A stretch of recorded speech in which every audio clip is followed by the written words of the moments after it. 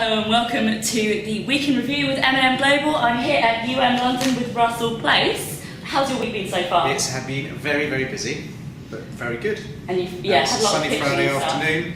Been pitching like mad, as always, but we'll come on to that in a minute. Yes, indeed. Well, I was going to start off by talking about Diageo, which is the latest in a series of agency reviews that we've seen. Why do you think everyone's doing that at the moment? I think there's lots of reasons, actually. Partly because of governance, obviously, and a lot of these things are statutory. I think a lot of companies, big corporates, are finding it difficult to maintain profits in the marketplace, so there's a lot of cost pressure in those organisations, which inevitably translates to marketing, as we know. I think for some companies, also, they are very much looking to the future, and clearly media has an important role to play in help shaping that future of brands, but also businesses. I think there's a whole variety of reasons, and often cost saving. Cost savings are important. Yeah, going back to that point about profitability, I think cost savings are very important, and I think it's all of those things in most pitch processes which get looked at clearly. So I think that's why we're seeing a lot of that at the moment. Partly because of the state of the industry, the opportunity within the industry, but also because a lot of these companies are under financial pressure at the moment. The interesting thing is there's loads of pitches going on. But I think the question should be, is it a good thing that there are so many pitches going on at the moment? Because I'm not sure it's great for the media industry, although there's lots of opportunity it brings, or it's necessarily great for the marketing industry that there are so many pitches, because I think that one of the interesting things is that I think media still tends to be judged on media value rather than the value of media. And a lot of the pitches, going back to that point about cost, can be quite focused in that area still, when actually the conversation needs almost to be turned fully in terms of what can the contribution of media be to a brand or a business.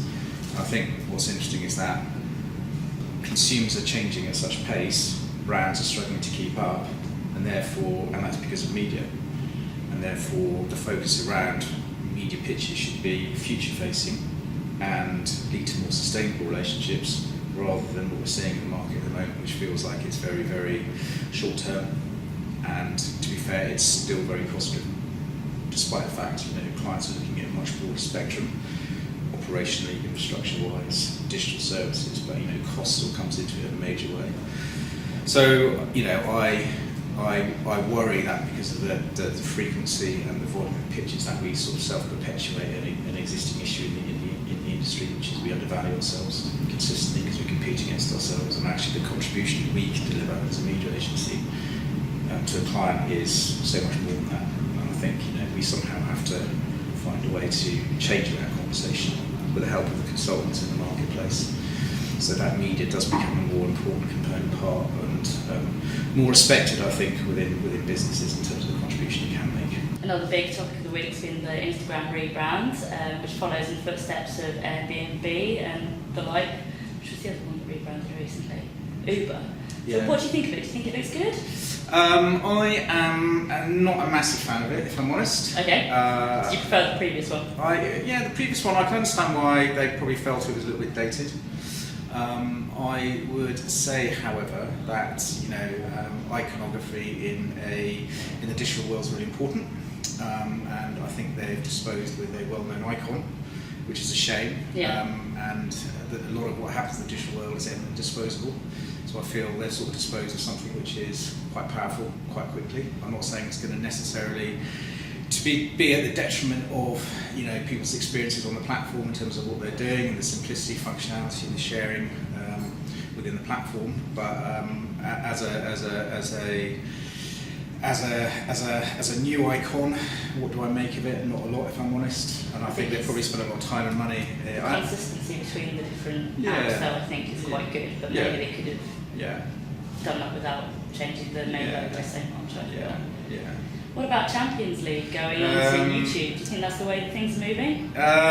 Possibly. I think there's quite a heavy dose of pragmatism with that, if I'm honest. So I think BT have free-to-air commitments, which they need to honour. I also think that clearly, from their point of view, if you are going to deliver those commitments, tight with YouTube makes sense. Obviously, it exposes BT platforms to new audiences, which is a good thing. But is it a really big deal? Not really. Will it deliver the numbers that Champions League or Europa League previously enjoyed? Probably not. But we'll see, and we'll see more of this stuff going on, obviously. And it's, I think the good thing is about the fluidity of partnerships between different platforms, which is good. Another big topic of the week has been Brexit. How do you think that will affect UK agencies? I think it'll be a bit of a shame, if I'm honest. I think, if you think about the way we work in EMEA with our European counterparts, we are a bit like the EU, hopefully with less bureaucracy.